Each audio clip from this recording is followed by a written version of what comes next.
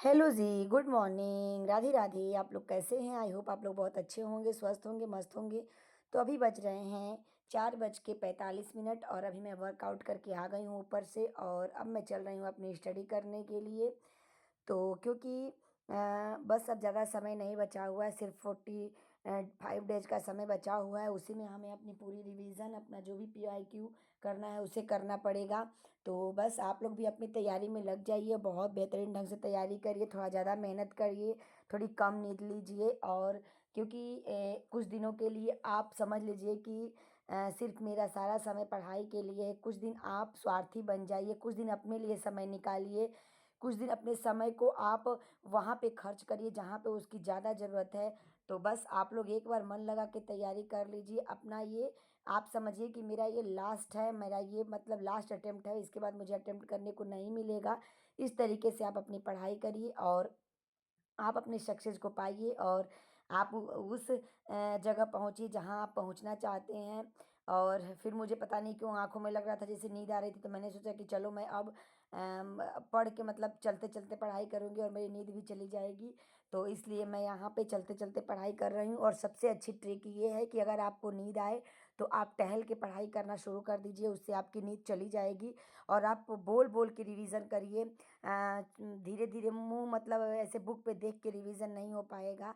ऐसे बोलेंगे तो आपकी बोलने पे आँख, नाक, मुँह और कान सारी इंद्रियाँ काम करती हैं। तो इसलिए आप सभी इंद्रियों को अपने पढ़ाई में लगाइए, एकत्र करिए और उसे पढ़ाई करिए ताकि आपकी पढ़ाई बहुत अच्छे ढंग से हो पाए।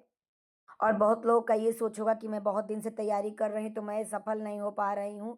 तो मैं आप लोगों से ये चीज़ें कहना चाहूँगी कि भले ही देरी हो रही होगी, हो सकता है कि आप नई छलांग लगाने की तैयारी कर रहे हों, बहुत अच्छी जगह जाएँ। क्योंकि होता है ना, बोलते हैं कि देर आए दुरुस्त आए। तो भगवान के घर देर होता है लेकिन अंधेर नहीं होता है। सफलता आज नहीं तो कल मिलेगी, चाहे आपको 10 साल पढ़ते हो गया, चाहे 12 साल पढ़ते हो गया, चाहे आपको जितना टाइम पढ़ते हो गया है। लेकिन आपको आपको सफलता ज़रूर मिलेगी। आपकी मेहनत अगर है, आप अगर मेहनत बहुत अच्छे ढंग से कर रहे हैं, तो आपको सफलता ज़रूर मिलेगी। बिल्कुल इसमें घबराने की ज़रूरत नहीं है। और जो लोग मतलब ये वाला यूपीटीसीटी का फॉर्म नहीं फिल किए हैं, वो नेक्स्ट एग्ज़ाम की तैयारी करें। बहुत सारी वैकेंसीज़ आने वाली है, जो कि आपके लिए बहुत बड़ी एक बोले तो अपॉर्च्युनिटी है। आपके लिए बहुत शुभकामनाएँ जो लोग ये फॉर्म नेक्स्ट वाला फिल करेंगे। तो क्योंकि बहुत अच्छी जॉब आपको मिलने वाली है, क्योंकि हर जगह अभी केवीएस की वैकेंसी आने वाली है। और केवीएस के लिए जो लोग भी फॉर्म फिल करना चाहते हैं, वो लोग अभी से अपनी तैयारी कर दें। चाहे फॉर्म आया हो, चाहे नहीं आया हो, आप अपनी तैयारी में लग जाइए और आप अपनी तैयारी को करते रहिए। और आज मैं गई थी तो यहाँ पे काँच की ग्लास लाई चाय वाली। मुझे बहुत दिन से मन कर रही थी ऐसे ग्लास लाने का। पहले हम लोग जब गाँव में रहते थे, तो गाँव में गुमती पे या फिर जो लोग मड़ई में जिसको झोपड़ी बोलते हैं, उसमें चाय बेचते थे, तो वो लोग ऐसे ही ग्लास में चाय देते थे। तो मतलब बहुत पुरानी यादें थी, जो कि मुझे ये दिखा तो मैं मार्केट से लेके चली आई, तो मुझे बहुत अच्छा लगा। तो बस आप लोग घर का काम करते-करते आप अपनी पढ़ाई को भी करते रहिए और अच्छे से अपना रिवीज़न करते रहिए। और जो लोग भी हमारे सब्जेक्ट से हैं, मैं उन्हें बताना चाहूँगी कि संस्कृत सानिध्यम पे 31 मार्च को एक मॉडल पेपर होने वाला है, तो आप लोग उस मॉडल पेपर को ज़रूर अटेंड करें। वहाँ से आपको हर चीज़ें समझ में आएँगी कि मेरी में क्या कमी है, क्योंकि सर क्वेश्चन पेपर बहुत अच्छा बनाते हैं। अगर आप उस सर का आप क्वेश्चन पेपर कर लेते हैं, तो आपको बिल्कुल भी ये सोचने की ज़रूरत नहीं पड़ेगी कि आपका एग्ज़ाम कैसा जाएगा। सर बहुत अच्छा मॉडल पेपर बनाते हैं, तो आप लोग उनका मॉडल पेपर ज़रूर देखिएगा। तो मैं आप लोगों को यही चीज़ मैं सोची कि मैं आप लोगों को बता दूँ, ताकि अगर आपकी कोई भी देना चाहे तो दे दे ले। बहुत लोग ऐसा होता है कि नहीं जानते रहते, हम भी पहले नहीं जानते थे कि कौन-कौन कहाँ क्या पढ़ाता है। तो लेकिन अब ये चीज़ें हुआ कि अब रेगुलर स्टडी करने से हमें वो चीज़ें पता चल गई कि मैं यहाँ से स्टडी करूँगी तो ये टीचर अच्छा पढ़ाएँगे, यहाँ पे ये चीज़ें पढ़ूँगी तो यहाँ पे ये चीज़ें अच्छी पढ़ाई जाएँगी। तो बस इस तरीके से बस एक-दूसरे के थ्रू सब कुछ पता चलता है। भले कोई कुछ भी कहे, लेकिन अगर आप बहुत लोगों के अटैच में हैं, जो लोग स्टडी कर रहे हैं, तो वहाँ से आपको नई-नई चीज़ें पता चलेंगी, नए-नए टॉपिक पता चलेंगे, नए-नए टीचर का पता चलेगा।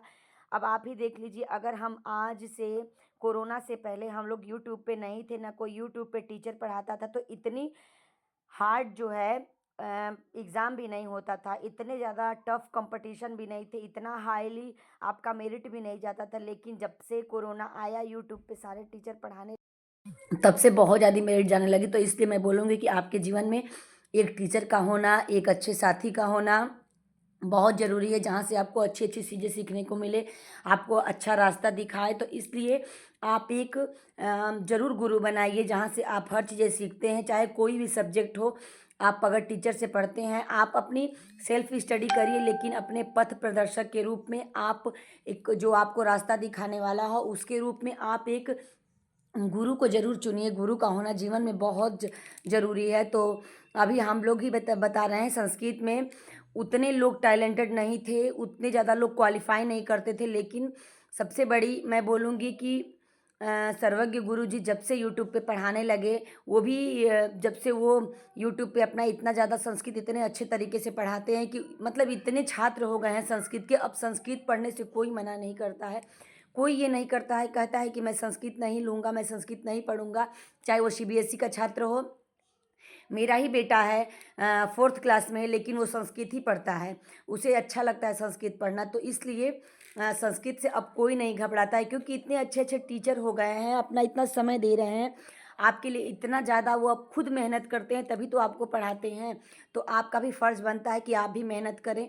तो इसलिए कोई भी सब्जेक्ट को कोई भी टीचर है, उसे सम्मान देना चाहिए, इज़्ज़त देना चाहिए, चाहे आपको कोई भी कहीं से मोटिवेट करता हो, तो उसे आप अपना गुरु ही समझ के आप उसे एक बेहतर आपका पथ प्रदर्शक समझ के आप उसका इज़्ज़त सम्मान करिए, और हमेशा आप उनके सानिध्य में रहिए, ताकि वो आपको अच्छी-अच्छी चीज़ें सिखा सकें, आपका अच्छा से मार्गदर्शन कर सकें।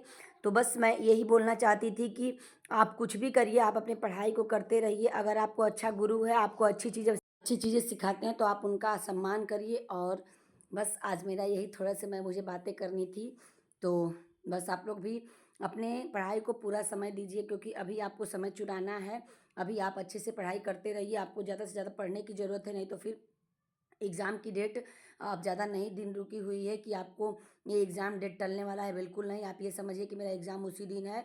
तो इसलिए आप अपने एग्ज़ाम को ध्यान में रखते हुए बहुत बेहतर ढंग से, अभी मेरा ये चौथी बार मतलब व्याकरण का रिवीजन चल रहा है। जैसे लगता है कुछ ना कुछ भूल ही रहा है। तो बस मैं ऐसे अपनी पढ़ाई को इस टाइम कर रही हूँ। तो बस आप लोग चलिए, मिलते हैं नेक्स्ट ब्लॉग में, तब तक के लिए बाय बाय। और आप लोग बस अच्छे से पढ़ाई करते रहिए और कंटिन्यूटी बनाए रखिए।